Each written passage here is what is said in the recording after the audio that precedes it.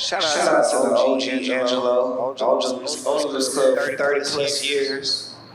Angelo, what's the first memory you have of this club?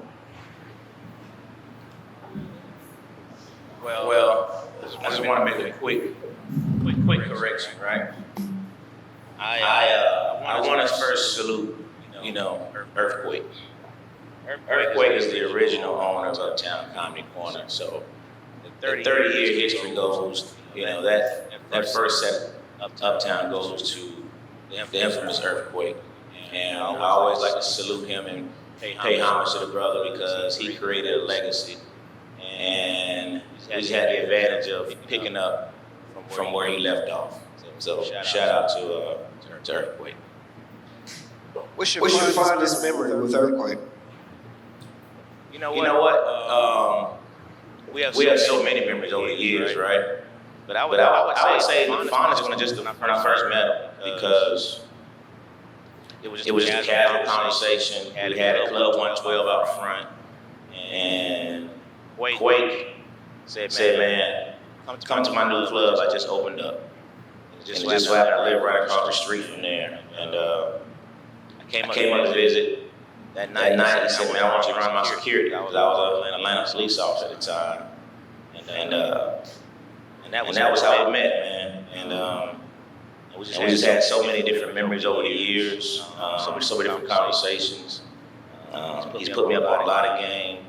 I started a security company, right? My first security contract where I actually hired somebody was at Uptown Comedy Corner. that's the kind of history that it has for me. So that was my fondest memories, man. Just the first introduction, because it was a real, genuine introduction, and we had a genuine friendship from there. And just for the audience, what was the first location that you got for Earthquake? Me, after the club closed, it was Marietta Street, 800 Marietta Street was the first one. Post Earthquake time, and that was 20 years ago, man. 20 years. 20 years you've been shining. You had a lot of. I'm asking as a comedian, so I can go and let it act off or whatever. You've had a lot of acts come through your spot, a lot of celebrities come through your spot. Can you give us one night that you remember vividly? Like in the last 20 years? I know you remember a lot. I know SIT DOWN came through. I was there when Julio Jones came through. Like DCM Flowers first popped off came through. Can you give us something from the Marietta Street era?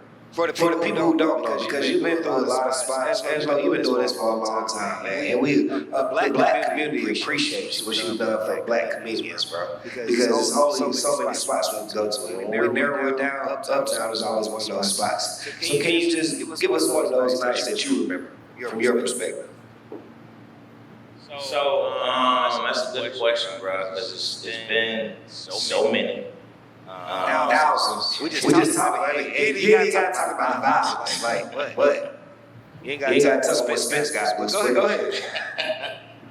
I would. It's hard to narrow it down, but meeting people like John Witherspoon, Paul Mooney,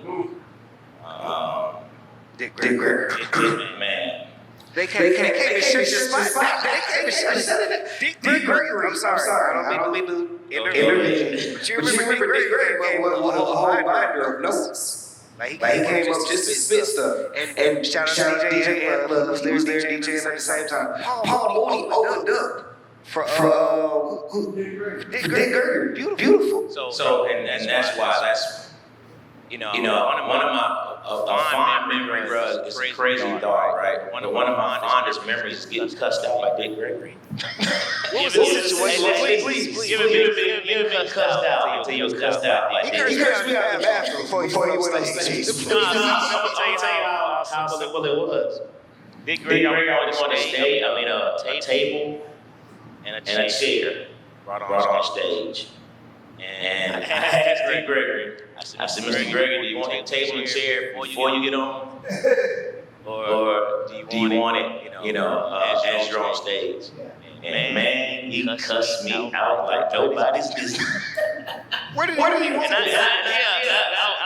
And what do you say to Dick Gregory? You just accept the cussing out. Yes, sir. And then at the end, so you want to take your shit on the floor? Yeah. Put it on the floor. All that cuss out there too. Go ahead and put it on the floor. Yes, sir. You know, and so that was cool. That was one of my cussed out by Dick Gregory, man. That was dope. You've had so many legends come through your club. You've done a great thing for the city. NBA ballers, Andre Blatch, Nelly comes to your club, JD comes to your club. How does it feel just knowing that you provide a spot for black people to just come to congregate and know it's not going to be no problem? That's one of the goals, man, was to have an environment that was open for everybody, you know, and like you said, we've had so many stars, it's countless, you know. I remember on Peachtree Road meeting Steve Harvey said before they became who they are. I remember meeting Barry Mack before he became who he is. I remember Wesley Snipes. I got a picture of Wesley Snipes when I was just chilling up there. I mean, man, David Justice used to just hang out, man. You know what I mean? David Justice, that's what Dick Halle Barris. You know what I mean? You just, you name it. You talking about T.I., you know, the young T.I. when it was Tiny was who was, you know what I mean? It wasn't T.I. was, hey man, T.I. was Tiny. You know what I mean? So, just the list just goes on and on, man. Like I said earlier, you know, Snoop Dogg, you know, Snoop Dogg was, Spencer, you take credit for the first 420 show. Snoop Dogg was the first one that we allowed openly smoke. Y'all didn't allow that. Snoop Dogg just Snoop put out like this. Snoop said, no smoking, and if I can't smoke, we leaving. And Angelo said, well, I guess we smoking. We smoking tonight. You know what I'm saying? So, yeah, man, the list just goes on and on, bro. So it's just, and I just want to give you credit, too, for the newer generation, because DC on Fly came through, BT Kingsley came through, Nav Green came through, I came through, Matt Rife came through, you know, so Daisy Banks, everybody's done your clubs, man. I just appreciate what you've done for the culture, and you just speak on what you feel like you've done for the black community, man, because you can hold this shit together in the black community, especially in Atlanta. Do you feel like you have a part of that? So to know me, man, is to know I'm pro-black, for sure, and I believe in us so much, and so I, my goal has always been to give back to our community, to show the love, to show that we can work together, you know. I have such a great desire and appreciation for all the comedians that have come through, you know, to watch the guys blow up, knowing that this is where they started, you know. Man, remember the first 85 South Live show was right here at Uptown Comedy Corner. You know what I mean? That thing has, I don't know how many millions of views. It started at your club. Yes, what I'm saying. It started right there, man. T.I.'s career started at your club. Well, you know, slick a little bit. Now, if you want to play for it. Yeah, I mean, I tell you what, though, you can take somebody like T.I. was already there. You know, it took off more on the Peachtree Road side. But you take a little Duval. I mean, for sure. After tripping on 2 Key kicked off, man, God rest Clay, man. When Clay brought that to me, and Clay told me flat out, man, I don't want to deal with nobody else but you.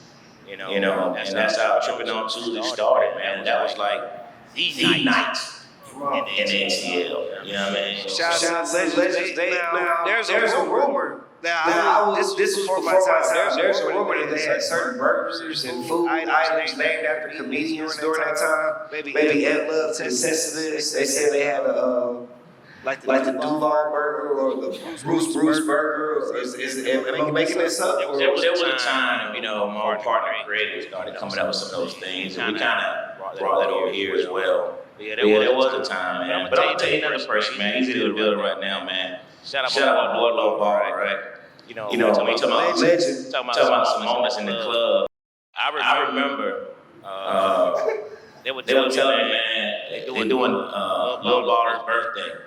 Sure. And I kept saying, Lil Baller.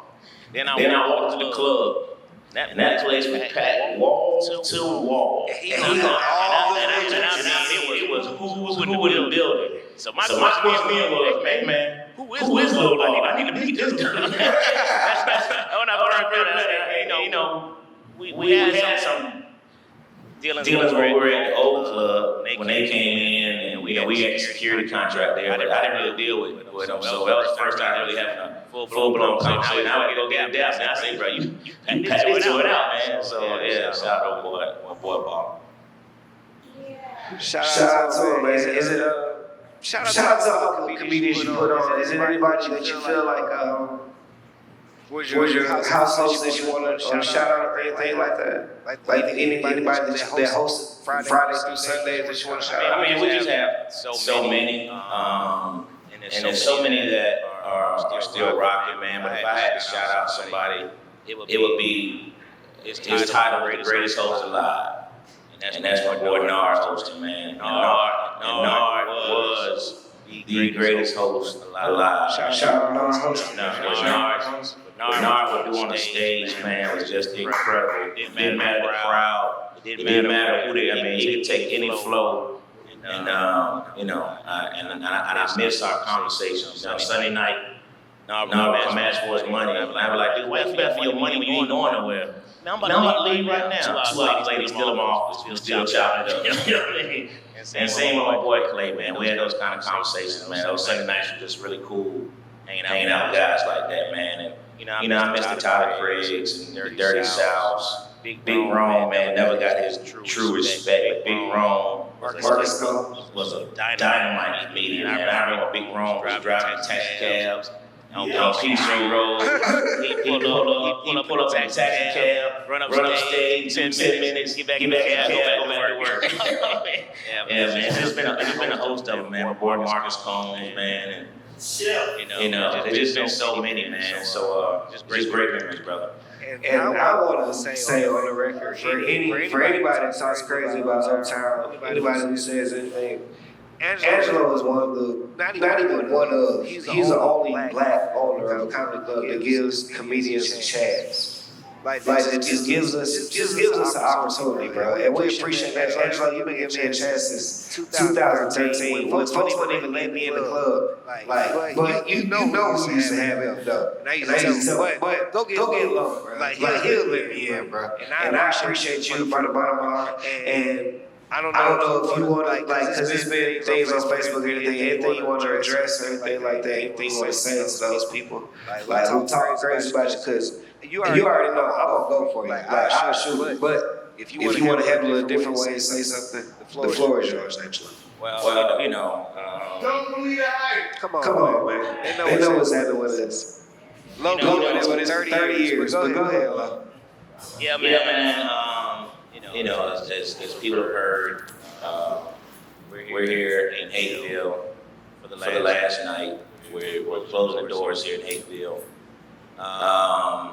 And I know there's a lot of rumors about doors are closing permanently and things of that nature. And I'll say to you honestly, that decision has been made. What I can say is we are closing it for the moment, and we're going to see what the future holds. I'm proud to have been a part of some of the growth and production of some of these comedians. I really have done this for the love of comedy, man. That's why I started out by shouting out Earthquake, because I've never been to a comedy club before Uptown Comedy Corner. It's the first comedy club I actually walked into.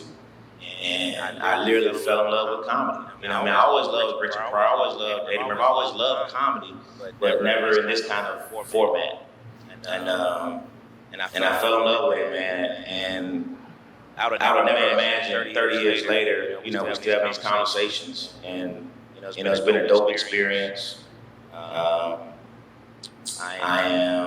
have mixed emotions, but we will see what the future holds. We'll see what the future holds, brother. But shout out to my man DJ At Love, who's been rocking Uptown for the same period. To see all these guys, man, to have grown in this game.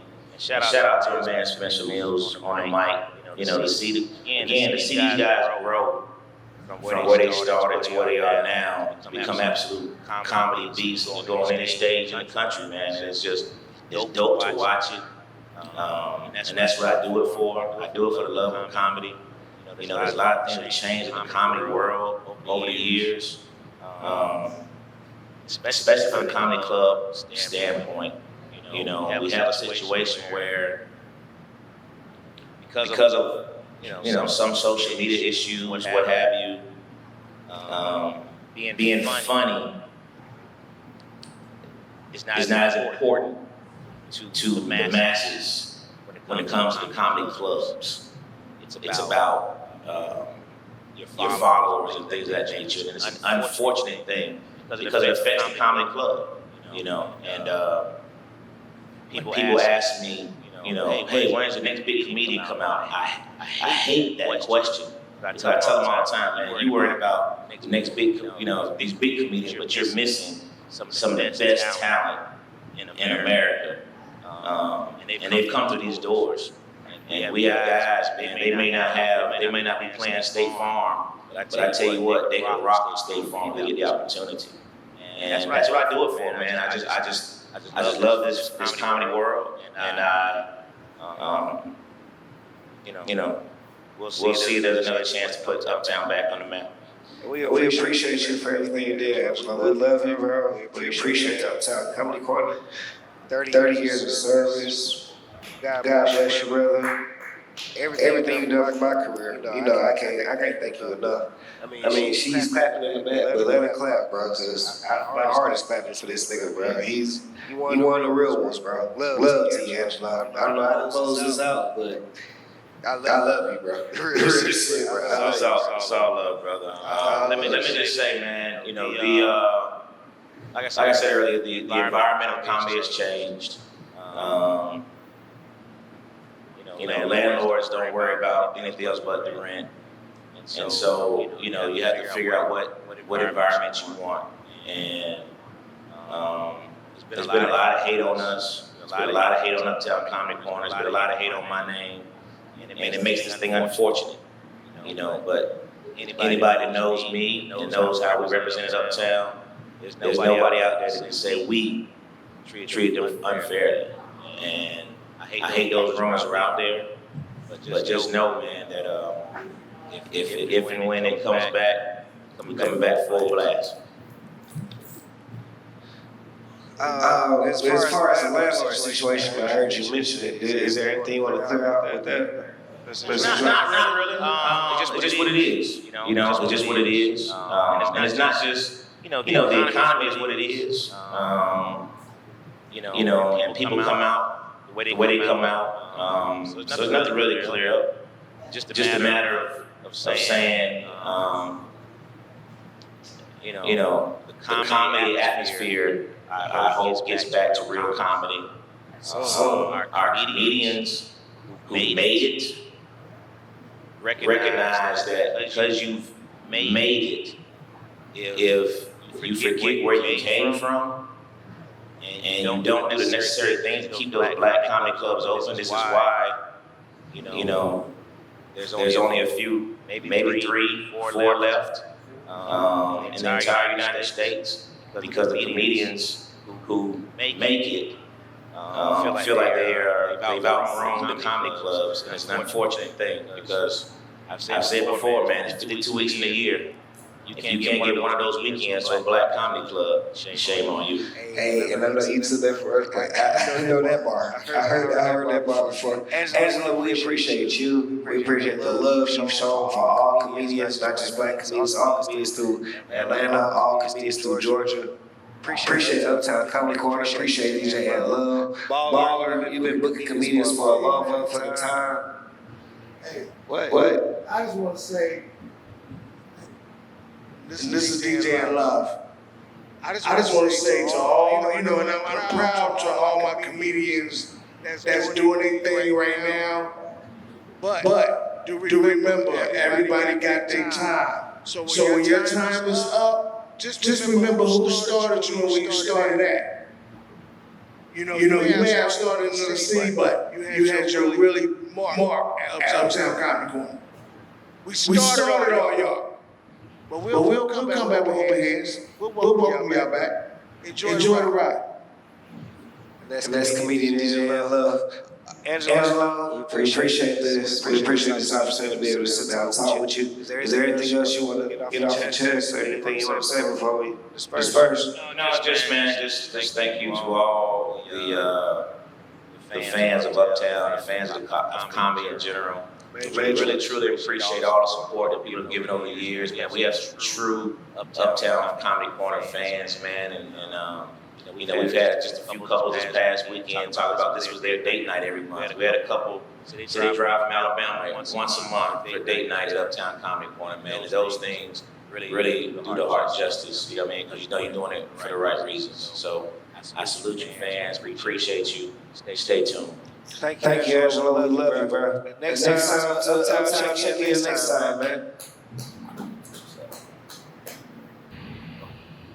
That's it, man. Like he telling you hit the piece. Peace. That's a wrap. That's a wrap. It's a wrap on Uptown.